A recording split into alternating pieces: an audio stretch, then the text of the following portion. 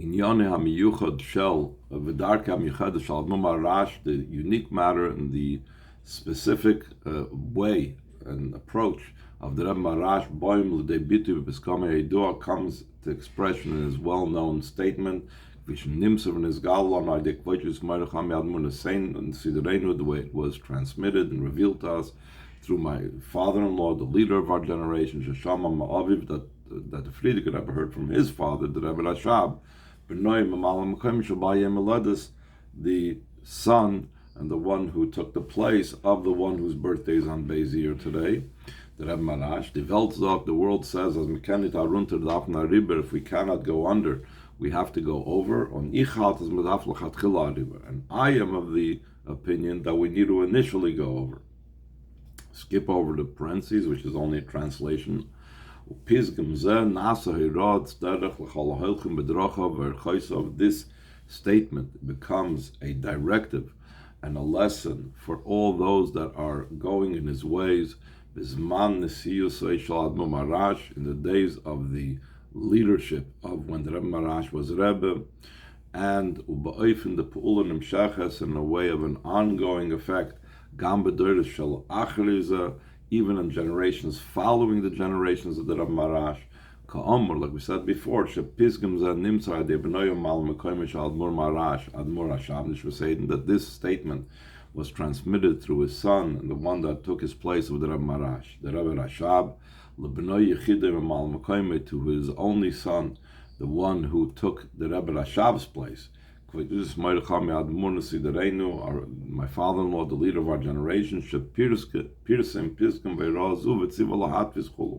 that he made well known this statement and this lesson, and he said that they should print it. If it all matters, one has to fulfill the directives of the Rebbe Marash, to act in a way of initially to go over matters that are connected to his birthday. So skip over the parentheses. Al achas kama v'kama should. I'm sorry. Binyan mashayachim l'yom ledas shaloi alachas kama v'kama should tzrichali han hagabayim l'chatchila riber. How much more so when it comes to matters connected with his birthday? It has to be in a way of acting, in a way of going initially over. So the Rebbe continues in Oizbeis, u'aprotis yoiser, more specifically, the idea of the way of acting in a way of increasing and going initially over. This is Amura l'chayla roish b'negea la'avoida b'inyane kedusha Torah mitzvah is said first and foremost concerning matters of holiness, matters of Torah and its mitzvahs. Shezeu ikar avidosu shel bal ha'pisgam. That was the main service of the one who said this statement. Amram b'yachdim zeh, alongside with doing l'chatchila riber when it comes to matters of Torah and mitzvahs. Yesh nagam avidosa shel Yehudi b'inyonei ha'olam. There's also the avodah of a Yid in matters of the world, as we know, b'chol derechecha da'eyu, in all your ways, meaning the ways of a Yid that is engaged in his own private matters. Should be, you should know Hashem, val kol ponim, and at least if it's not the knowledge of Hashem present in everything that you do, at least kol masecha yu l'shem shamayim. All your actions should be for the sake of heaven, even if you don't see the heavenly in the action, but the purpose of the action is to reach a level of for the sake of heaven. Since I was created to serve my Maker, in every single moment that a person's existence is in existence, even when a person is involved in worldly matters, it's incumbent upon him to serve his Maker at least in such a way that he's doing that, that he's doing his actions for the sake of heaven. So even concerning this, even concerning his mundane matters, but since the reason why he's doing the mundane matters is to serve Hashem, therefore וגם ביחס לעבודה זו אמור הערה על דבר ההנהגה באופן לכתחילה הריבר. Also concerning this avoida is said the lesson about how to act in the way of initially to go over. Not only that, there's a special emphasis concerning the influence and the effect on the world. The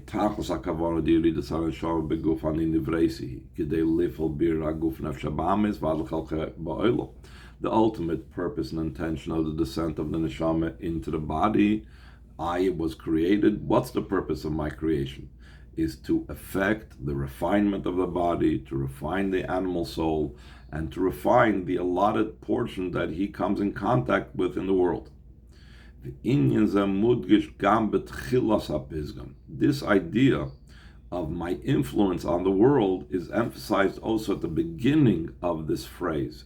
Die Welt sagt chulu, the world says, und ich halt chulu, but I hold differently. So the Rebbe is going to say, why is it necessary to have this juxtaposition? Why does it have to start off what the world says and then says something else? Seemingly, what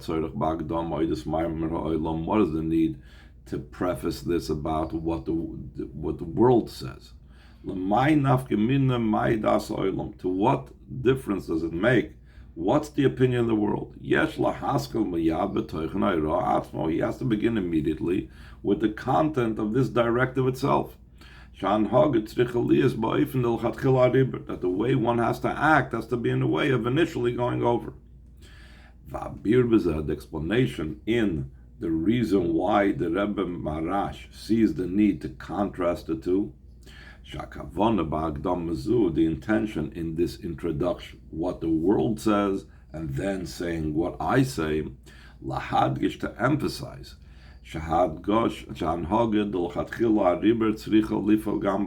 that this way of acting, of going initially over, has to influence the world as well. Olam humulshoin helam v'hester. The Hebrew word olam is indicative of something that is a concealment and covering over. That's the meaning of the word olam.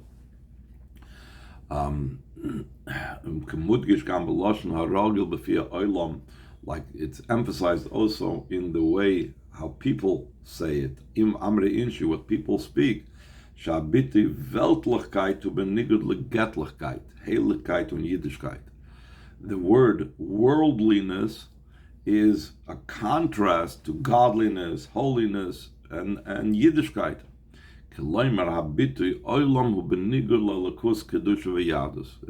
The expression olam is the contrast and the opposite. I think it's called in English an antonym to godliness, holiness, and Yiddishkeit. And that's the meaning of the statement, the Welt sagt. Why does he start off that the world says? As mekanet runter darfen darüber, if you can't go under, you go over. Und ich halt, and then he emphasizes, and I hold, as man darf darüber, one has to initially go over.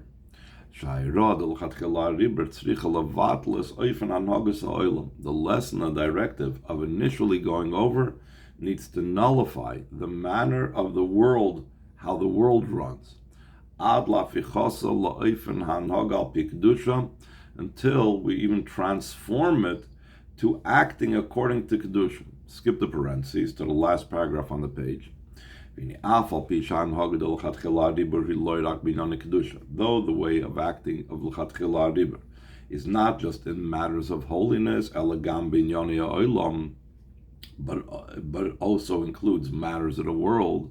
We call makom still and all moving v'gam pashat. It's understood and it's also obvious that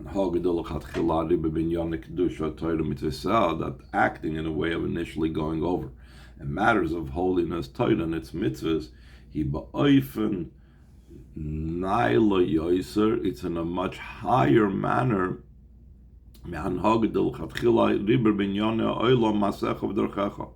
It's in a more higher way than how one is supposed to go initially over in matters of the world in your actions and your ways that we said, in all your ways you should know him.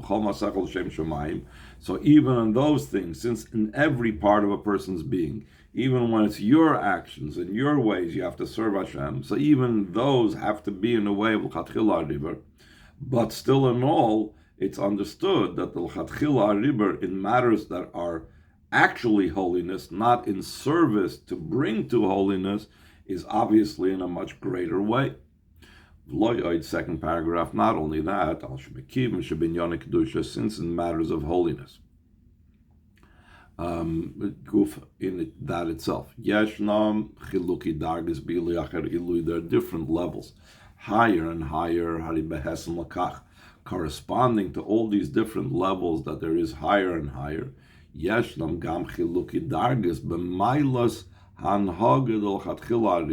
also different levels in the quality of the acting of a way of l'chatchila river, because everything goes according to that particular level. Like we said before, all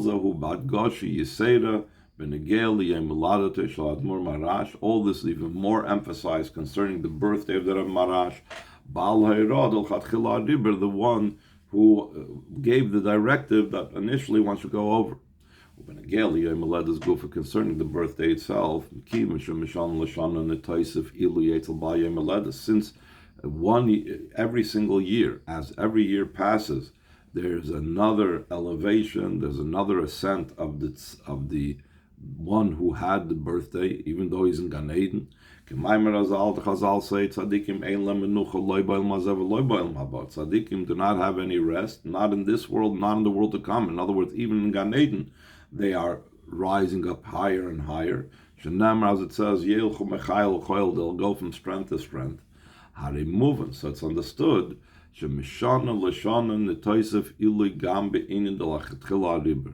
that year after year, it's added an ascent also in the matter of initially going over. Until the advantage and quality and ascent of this year, that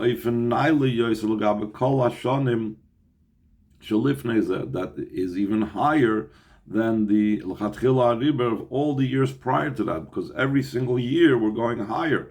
So the height of l'chatchila riba that we're experiencing this year is higher than last year and the year before and the year before that.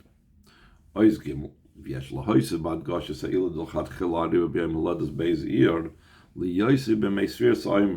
add in the emphasis of the advantage and quality of l'chatchila riba on the day of the birthday in Beis Iyar, by the fact that it occurs during the days of Sfira.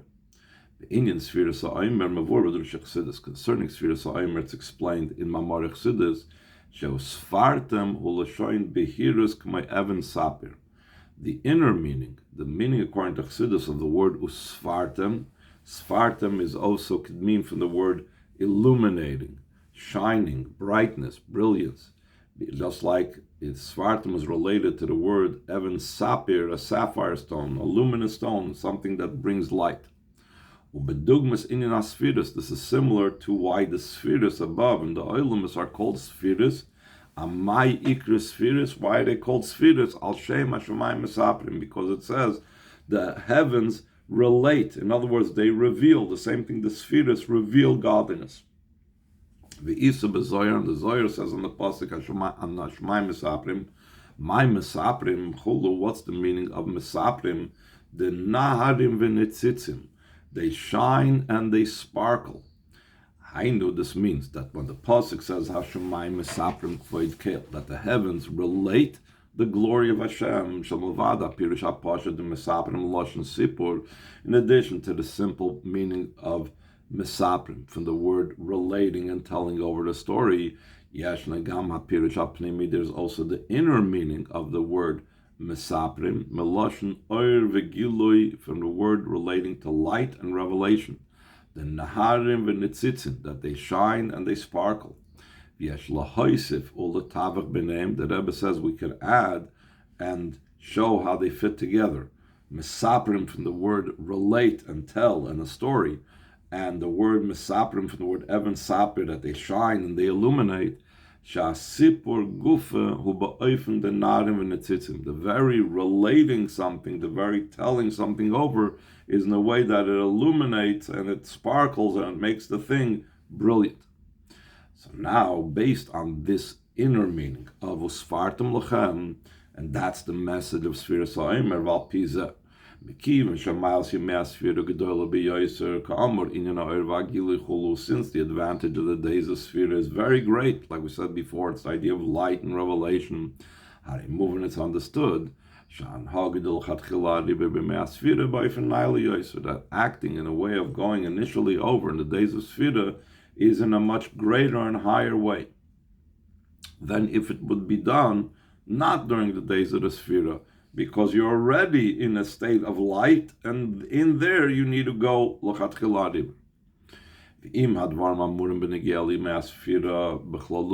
And if this is true concerning the days of Sfira in general,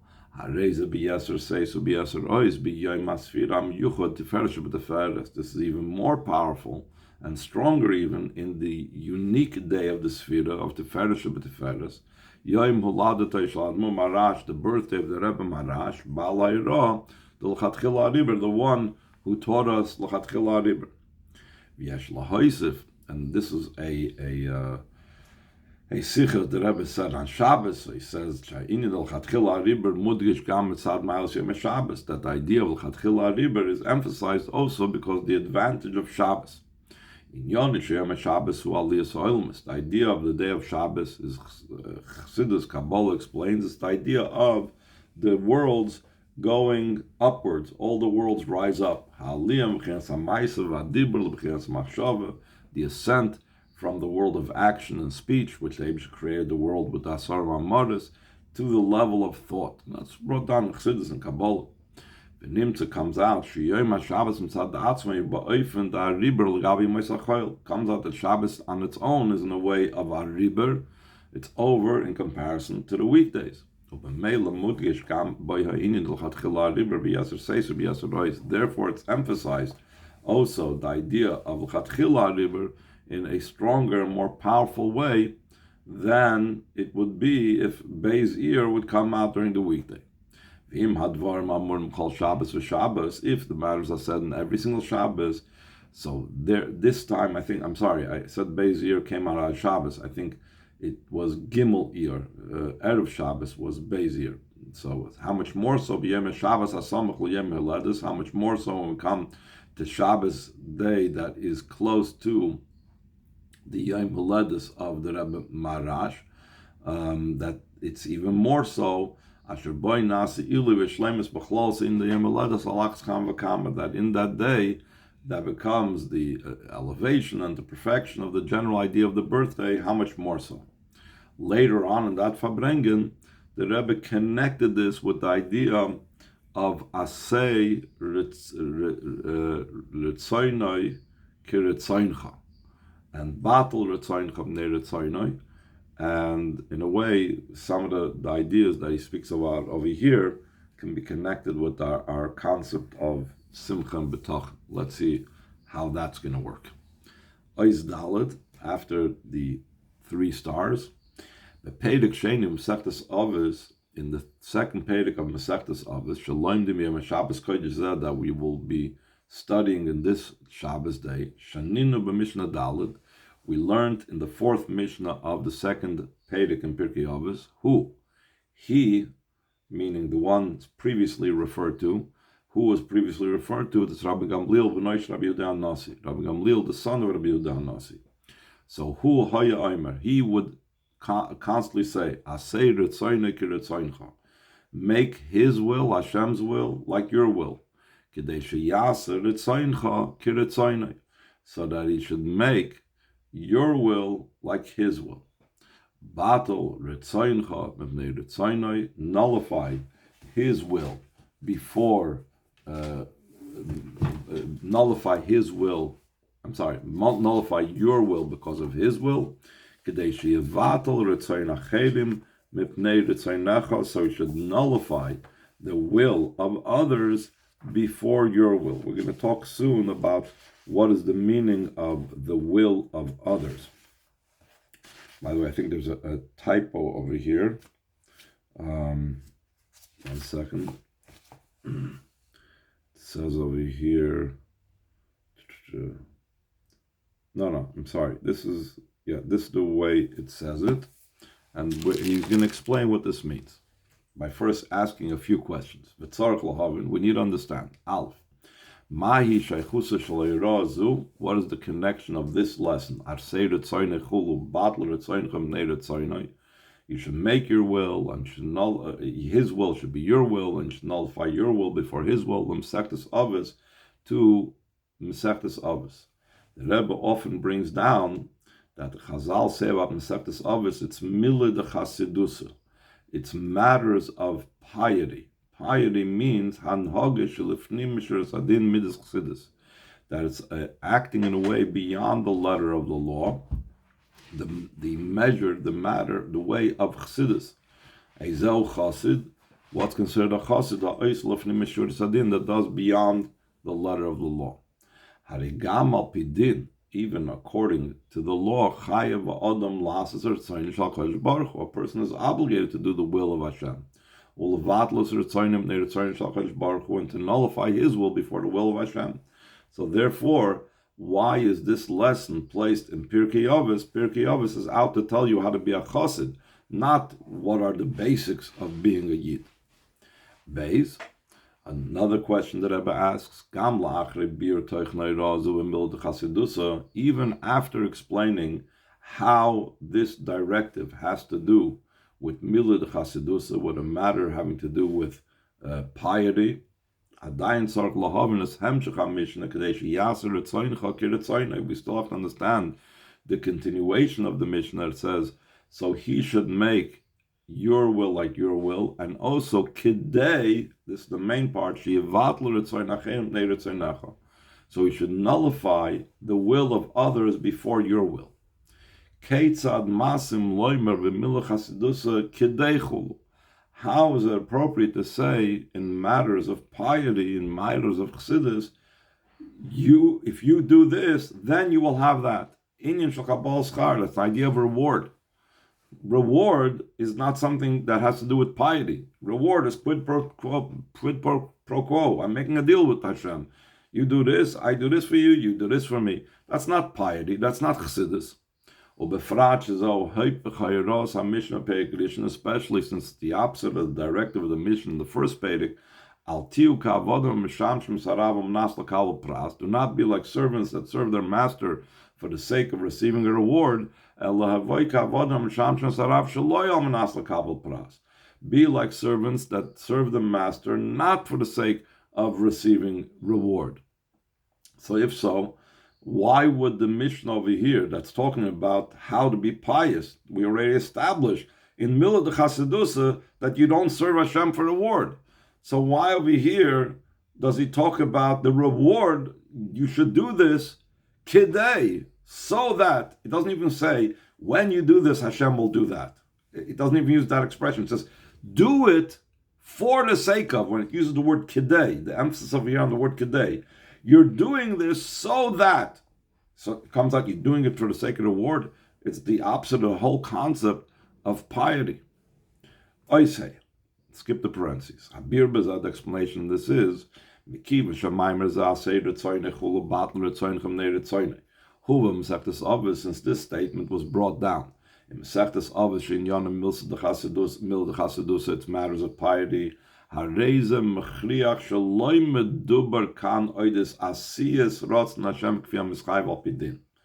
forces us to say that we're not speaking about fulfilling the Ratzon of Hashem the way it halacha says we have to do. The Micah Mashmalan, this is obvious. We're talking about a unique way of acting from the approach of a pious type of approach. Concerning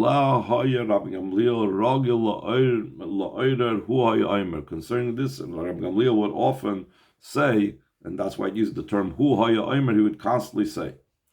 The point of the matter is, it's not speaking over here about action The my kamash malon, what does it come to tell you about action to do it? Action, that's not a matter of piety, that's not milah de chasadusa, that's basic Yiddishkeit, like we said before. Ki im, rather, what Rabbi Gamliel is trying to teach us over here is oidos harotzen, about redirecting our wills, our wants, our desires, and our will, redirecting that's a matter of piety, that's a matter of chassidus. That's not something that is considered obligatory mitzad halacha. Mitzad ha'noga shal pidin, from the way of acting according to halacha, as long as concerning actually doing something, he is fulfilling the will of Hashem. It makes no difference what's going on with his power of will. Not only that, even there are certain things that a person has to fulfill by his free choice. He can't be coerced into doing it.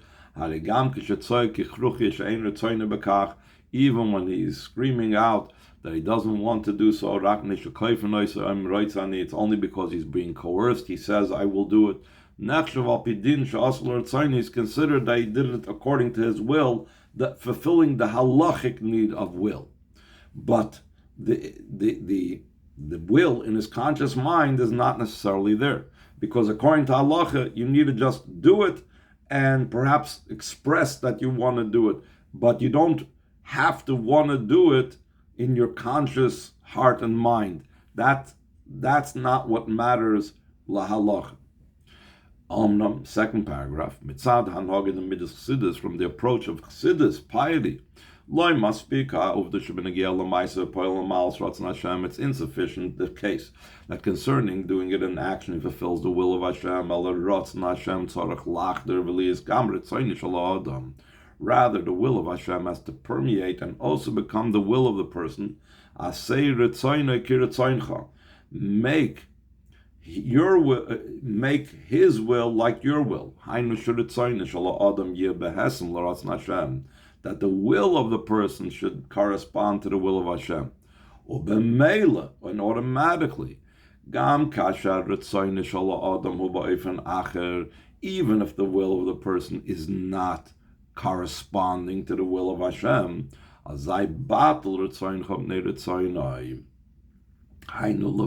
he has to nullify. You should nullify your will before his will. To nullify your will, to change it and to transform it, that should match up with the will of Hashem. And the Rebbe is going to explain about the special feature and characteristic of will, how important this is in will. So he says in Oizvav, we could add an explanation of the emphasis of the idea of will specifically. The power of will, it's what rules and controls not just on the vessels, the parts of the body that have to do with action, also on the inner soul powers, seichel and midas. Will impacts one's intellect and emotions.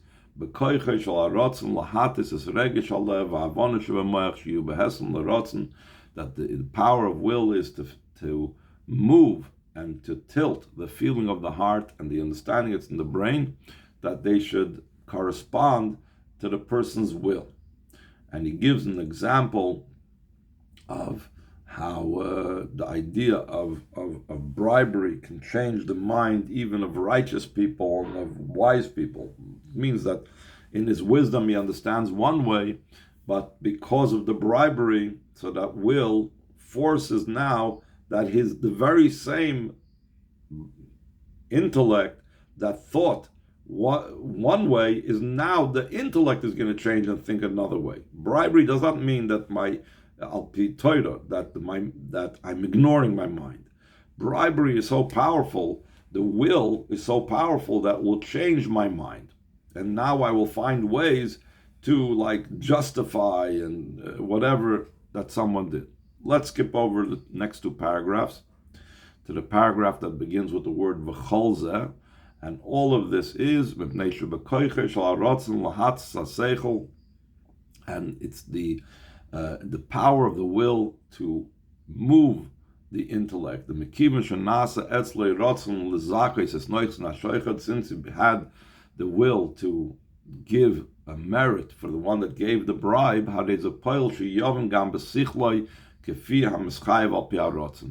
this also affects that he should understand intellectually the way he wants to do. He wants to justify that person that gave him the bribe, so he'll find intellectual reasons for this.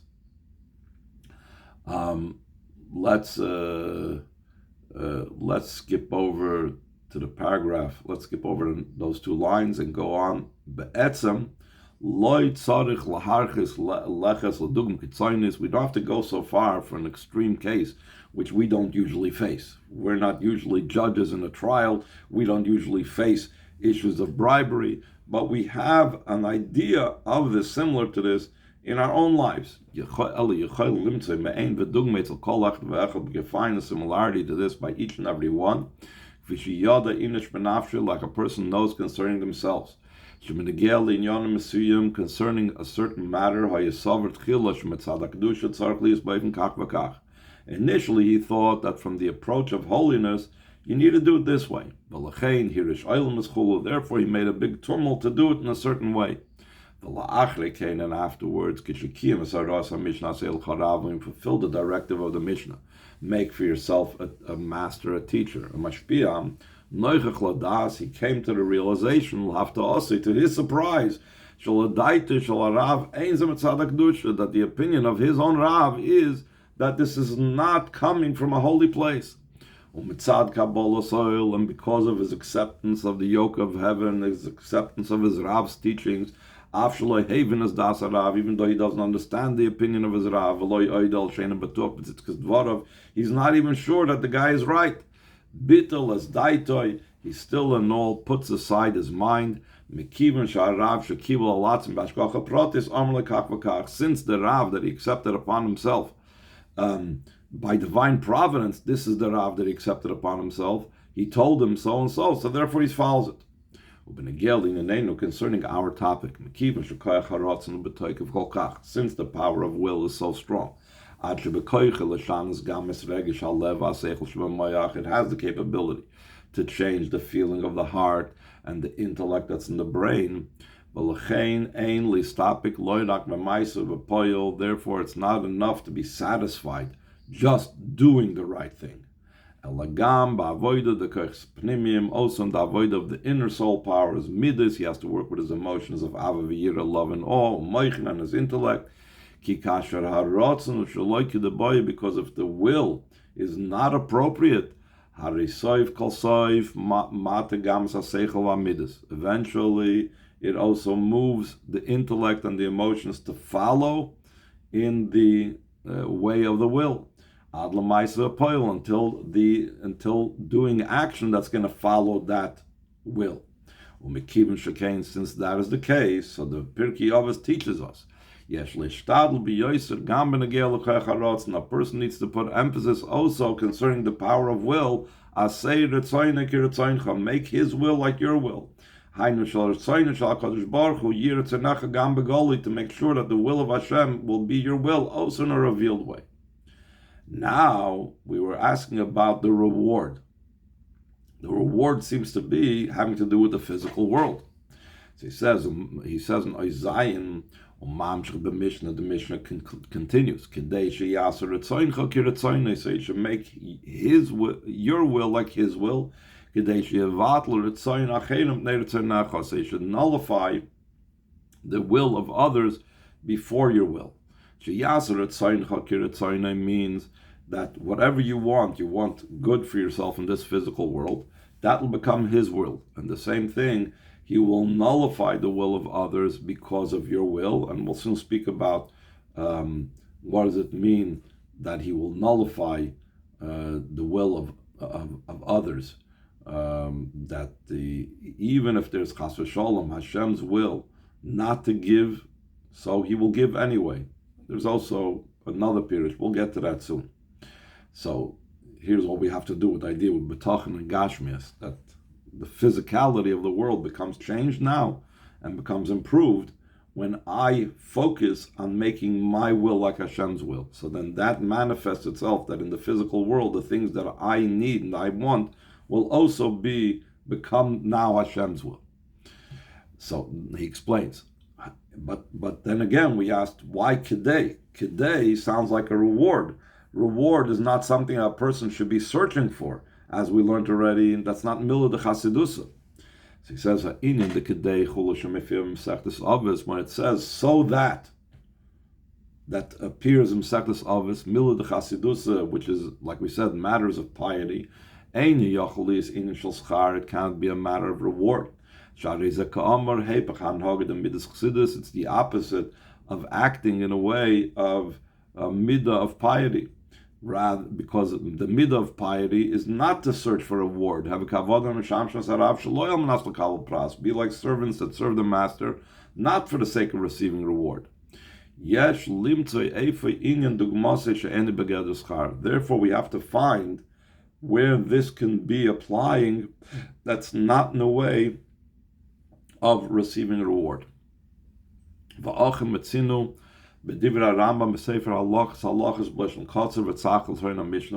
the words of the Rambam in his Sefer of Halachas, collection of all different halachas, which is written a very short and concise and a clear language like the Mishnah.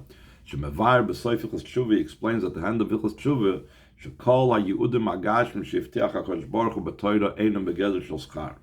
all the physical promises of good that Hashem promised in the Torah, if we do mitzvahs, that Hashem will give us such and such, are not a reward.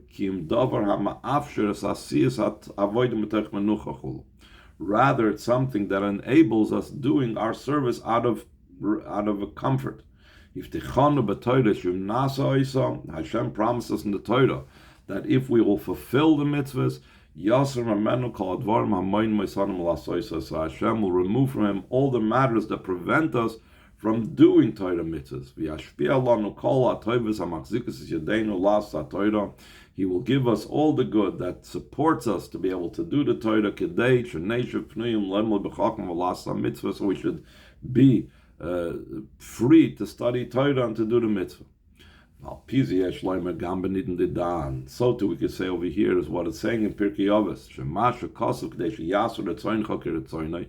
when it says that you should make your will like his will.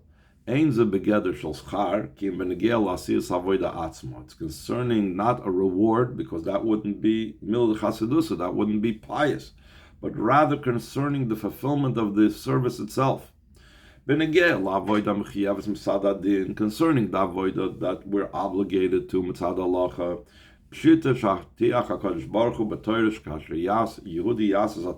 it's obvious when Hashem promised in the Torah, when a Yid does what's dependent upon him, he will receive from above the assistance that's necessary for him. Both concerning nullifying those things that are obstacles and stand in his way of being able to fulfill Torah mitzvahs. Also concerning getting all good. Through this he can be involved in all of his avodah out of a way of a comfort and a way of ease and so on. Yet, when we're speaking about an avodah that he's not obligated to do according to halacha, he wants to add and go beyond the letter of the law, because of his piety. One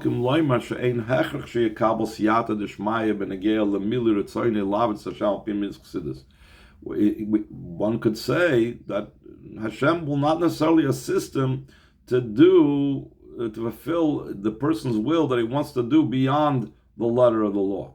Hashem will assist a Yid when he wants to do Torah mitzvahs. You want to go beyond Torah mitzvahs, that's on your own dime. Hashem won't necessarily assist you. And so too in the second part. Vatl Retzainechem de Retzaine, nullify your will before His will. Kadesh Yevatl Retzainechem de Retzainecha, so you should nullify others' wills before your will.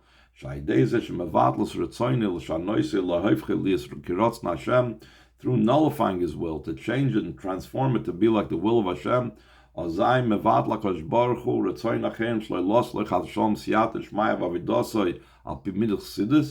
that then Hashem nullifies the will of others, not to give him, heaven forbid, assistance in his service according to the Midas Chassidus, because of his will, that he wants to serve Hashem according to piety, so the Eibishter will give him that as well.